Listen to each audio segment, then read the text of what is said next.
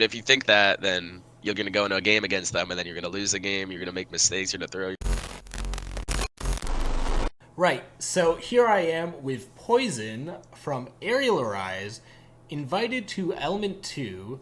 And Poison, off the bat, like, what are your expectations for Element 2? You're coming in as one of these top teams, but are you still lacking that practice? Are you still unable to practice as consistently as some of these other teams? Because I know that was a big talking point with XGS and TPL.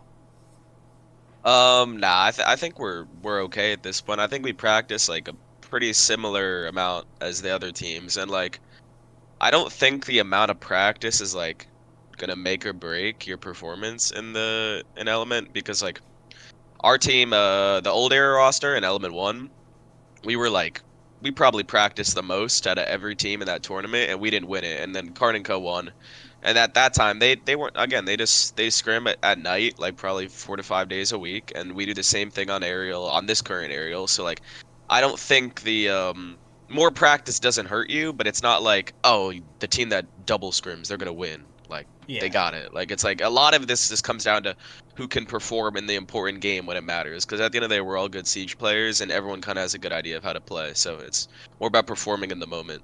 So yeah.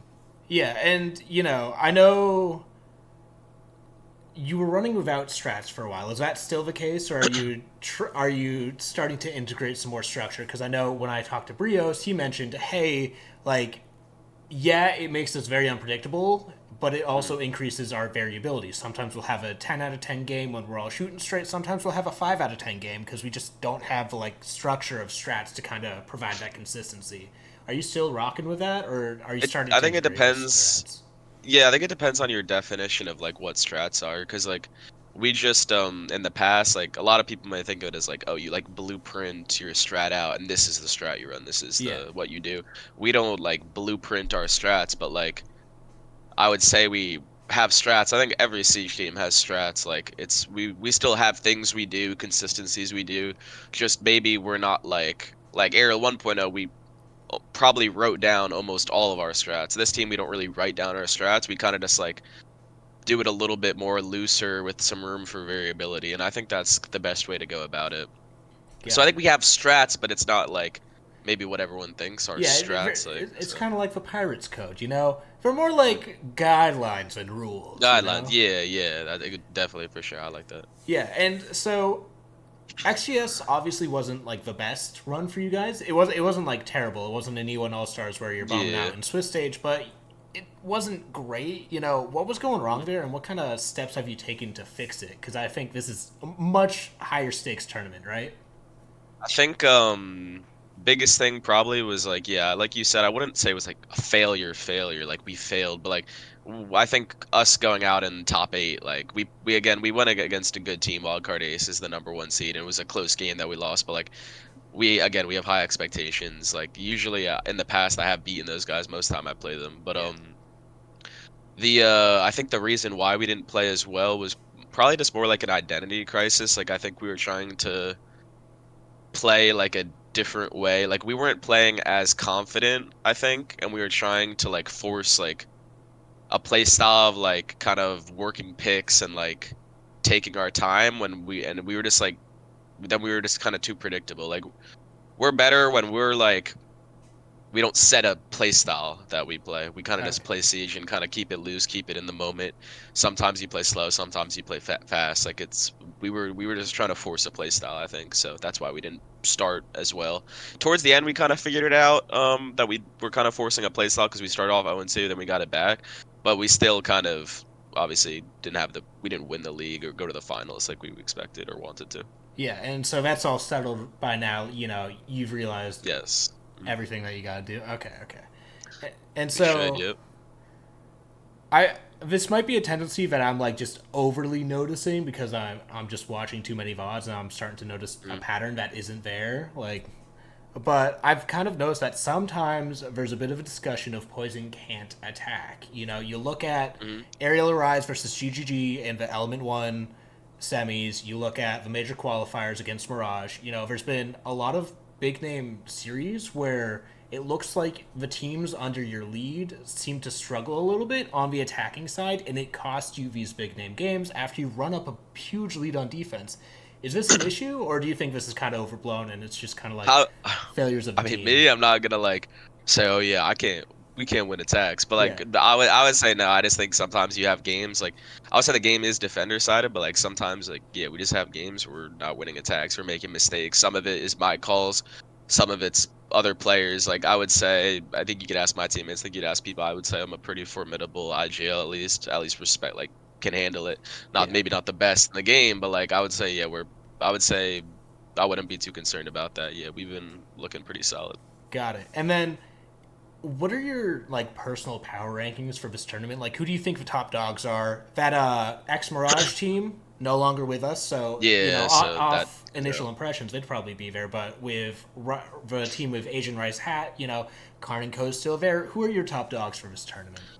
Let's see, top dogs. I'd probably say us, Wildcard Aces, Karn and Co, the Certified Lover Boys. That's like the Asian Hat team, Yeah, Rice, and then probably the MXPL teams. I would say like I think A Atheris is in, and I think Cruelty. I don't know about the other two, but I Atheris like know the last one is Sintenegra, which I've heard have okay. had some pretty big improvements. So maybe Mhm. that's a factor. But like I've heard everyone's putting respect on Alpha Theris right now.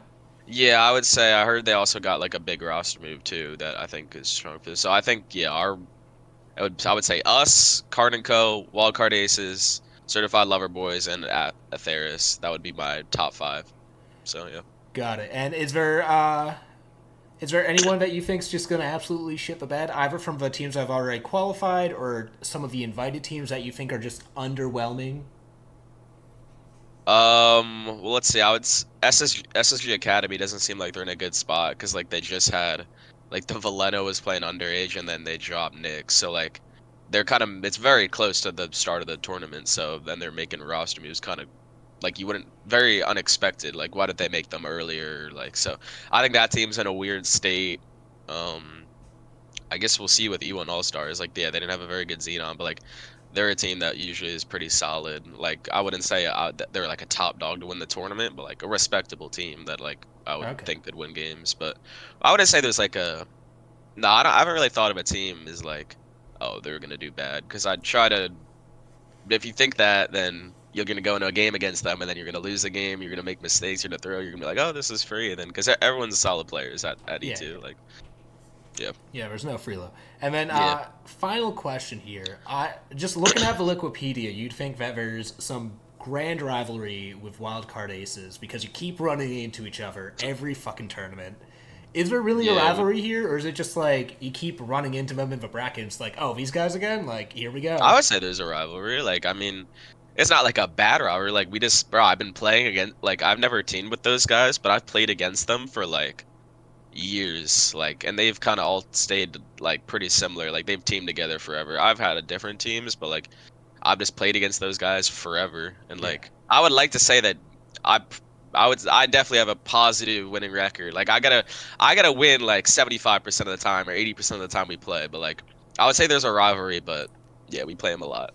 All right. And then, final thing here, is there anything you want to say to close out this interview? Anyone you want to shout out?